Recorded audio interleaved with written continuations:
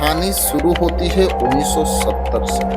एक गांव के बीचों बीच एक प्राचीन कुआं था।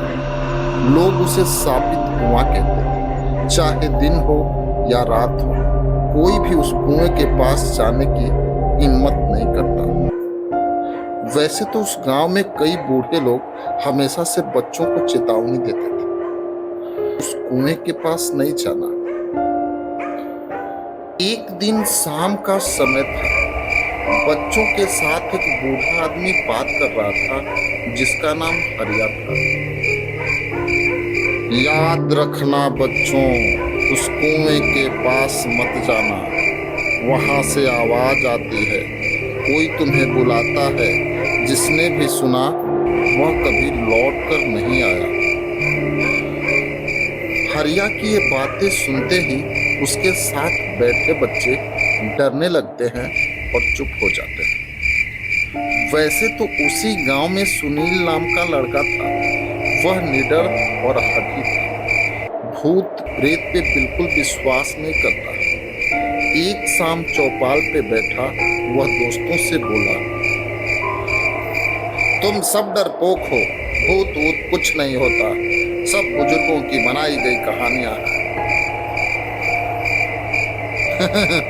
तो फिर आधी रात को कुएं से पानी भर के दिखा।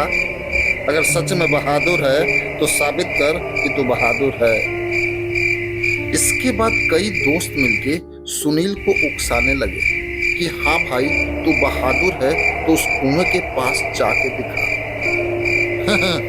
अगर तू गया, वापस आ गया तो हम मान लेंगे कि तू इस गांव का सबसे बड़ा शेर आदमी है। ठीक है, आज मैं रात में कुएं से पानी भर के लाऊंगा, फिर देखना कैसे तुम्हारे मुंह बंद हो जाएगा। इसके बाद धीरे धीरे रात होने लगी।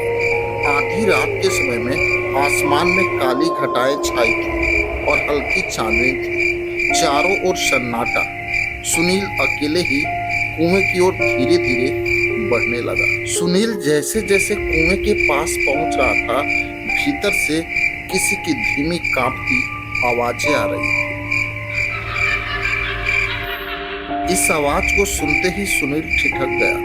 उसने चारों ओर देखा, लेकिन आसपास कोई नहीं था और खुद से बुदबुदाने लगा, शायद मेरा भ्रम है। मुझे साबित करना है कि यहाँ कुछ भी नहीं है, यहाँ कोई भूत नहीं है। ये क्या है? पानी ऐसा लग रहा है लाल है। तब तक सुनील ने अपनी मुंडी ऊपर उठाई और कुएं के ऊपर देखा। एक औरत खड़ी थी। लंबे बिखरे बाल, सफेद चेहरा, लाल आंखें, के होश उड़ने लगे। उसने पैर पीछे करना चाहा, मगर उसके पांव जैसे जमीन से चिपक गए। कौन हो तुम? दूर रहो हमसे।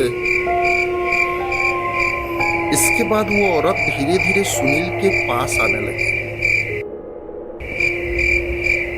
और कुछ ही समय बाद सुनील के सामने आ गई। उसका चेहरा बिल्कुल करीब था।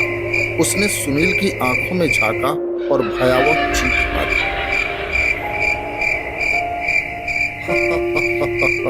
तो मेरा हिस्सा बनेगा। बचाओ बचाओ, कोई है, कोई है। लेकिन उस समय आसपास कोई नहीं था और गांव के लोग अब भी सहमे हुए कहते हैं कि ये कुआं सिर्फ पानी नहीं, आत्माओं की प्यास बुझाता है।